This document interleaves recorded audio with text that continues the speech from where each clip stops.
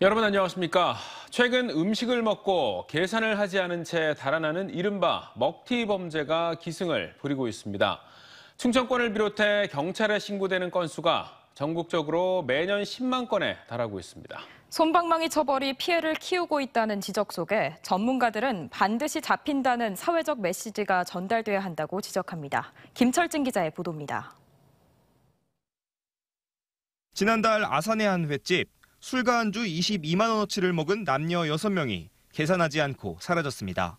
보름 넘게 이들을 찾지 못한 주인은 결국 인터넷에 자수하지 않으면 얼굴을 공개하겠다는 글을 올렸고 해당 글이 화제가 되자 사라진 손님들은 술에 취해 그랬다며 음식값을 보내왔습니다. 음식을 먹고 돈을 내지 않고 도망가는 이른바 먹튀. 이런 먹튀 피해를 호소한 글이 최근 아산뿐 아니라 대전과 대구, 부산 등 전국 곳곳에서 계속되고 있습니다. 실제 경찰청 통계에 따르면 매년 10만 건에 가까운 무전취식 관련 신고가 접수되고 있습니다.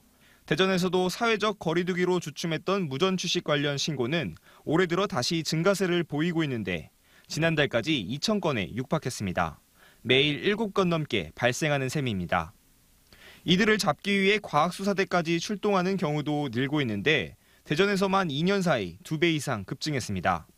자영업자들은 금액이 적은 경우 신고하지 않을 때가 많아 실제 무전취식 범죄는 더 많다고 말합니다. 특히 잡기도 쉽지 않고 잡더라도 처벌도 약해 신고하지 않는다는 겁니다. 저는 계산한 줄 알고 나왔어요. 아니면 친구가 계산을 했다고 해서 이렇게 나왔다 이런 식으로 해버리니까 거기에 대해서는 이렇게 신고하기도 마땅히 어렵고. 전문가들은 줄지 않는 무전취식 범죄를 막기 위해선 처벌에 대한 메시지와 도망가도 잡힌다는 생각이 사회에 형성돼야 한다고 말합니다. 경찰이 신속하고 확실하게 수사를 진행한다. 그리고 이것이 잡히게 되면 득보다 더 큰 손해가 발생한다는 메시지가 그 가해자들에게 명확하게 전달이 돼야 될 것 같습니다. 사회적 신용을 훼손하는 먹튀 범죄는 명백한 사기 행위, 사회적 경각심이 필요합니다. TJB 김철진입니다. 대전시가 현대 프리미엄 아울렛 화재 참사로 피해를 본 입점 업체들에게 1년간 무이자 특례 보증을 제공합니다. 특례 보증 지원 한도는 물적 피해 업체 2억 원 이내, 영업 손실 업체는 5천만 원 이내로 보증 수수료는 전액 대전시가 부담하고 지원을 원하는 업체는 대전 지역 하나은행이나 농협은행에서 신청하면 됩니다. 시는 이와 함께 유급 병가 수당과 고용유지 지원금을 지원하는 한편 입점업체 종사자들을 위한 취업 전담 창구도 운영할 계획입니다. 자신의 통학 차량을 이용하던 여고생을 수년간 성폭행한 혐의로 재판을 받아온 50대 통학 차량 기사 A씨에게 검찰이 중형을 구형했습니다. 검찰은 대전지법에서 열린 결심 공판에서 대학 진학을 고민하던 여고생 B양에게 아는 교수를 소개해주겠다고 접근해 알몸 사진을 찍은 뒤 협박하고 지난 2017년부터 지난해까지 7차례에 걸쳐 성폭행한 혐의로 50대 기사 A씨에 대해 징역 15년을 구형했습니다. A씨는 모텔에는 갔지만 밖에서 얘기만 나눴다며 관련 혐의를 모두 부인하고 있는 가운데 선고 공판은 다음 달 10일 열릴 예정입니다. 가을이라는 단어가 무색할 정도로 때이른 초겨울 추위가 찾아오면서 올가을 첫 한파주의보가 내려졌습니다. 목도리를 두르고 패딩 점퍼까지 꺼내 입은 시민들을 쉽게 찾아볼 수 있었는데요.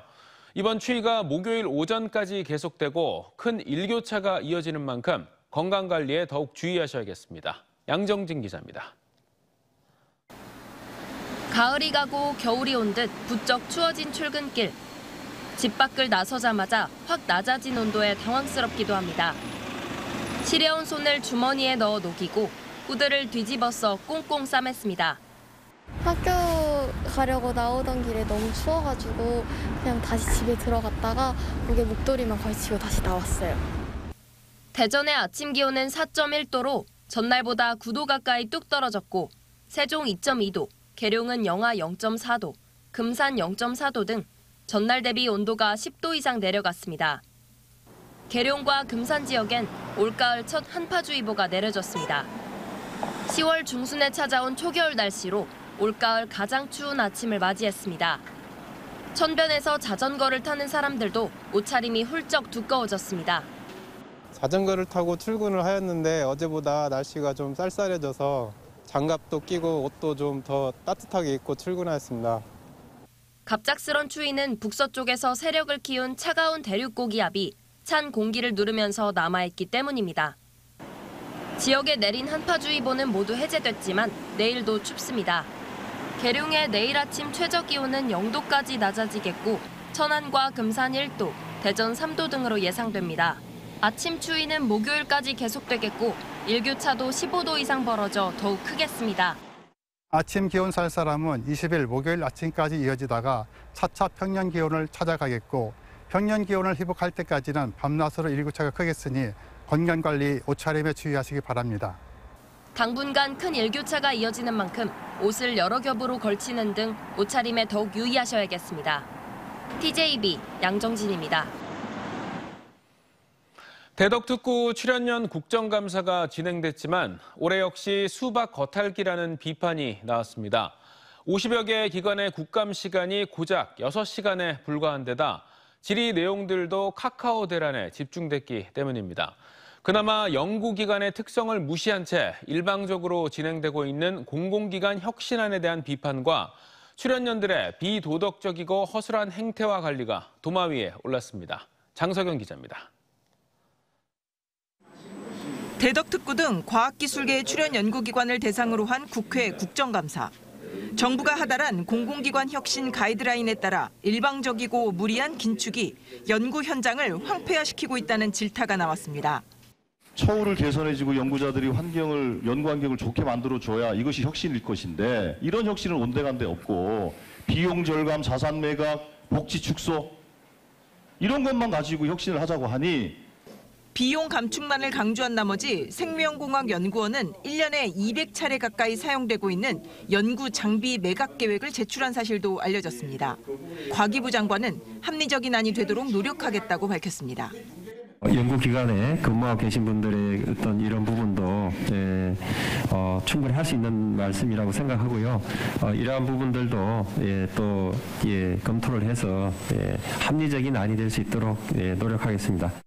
출연연의 부도덕성과 허술한 관리도 도마 위에 올랐습니다.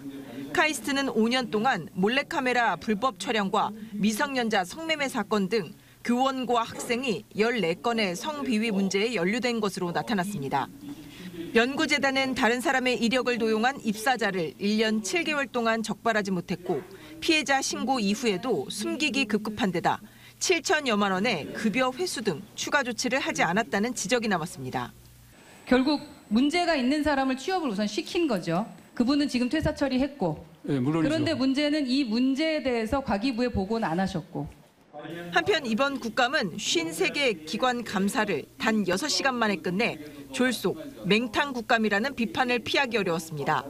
이 가운데 2시간은 카카오 사태에 할애했고 2시간은 점심시간이라 새 정부 들어 첫 국감에도 부실 국감 논란이 이어졌습니다. TJB 장석영입니다. 공공연구노조는 국회 국정감사가 열린 기초과학연구원에서 집회를 열고 정부의 공공기관 혁신안은 연구기관 말살 정책이라며 즉각 철회하라고 촉구했습니다. 노조는 혁신안이 추진되면 우수인재 유출과 과학기술계 종사자의 경쟁력 저하로 이어져 연구 현장이 황폐화될 것이라며 과학기술 강국을 외쳤던 현 정부의 퇴보를 가져올 것이라며 철회될 때까지 투쟁할 것이라고 밝혔습니다. 최근 음식점들을 중심으로 예약 부도 사건, 이른바 노쇼 사건이 자주 발생해 사회적 공분이 일고 있는 가운데 국립대병원 진료 예약 노쇼도 심각한 것으로 나타났습니다.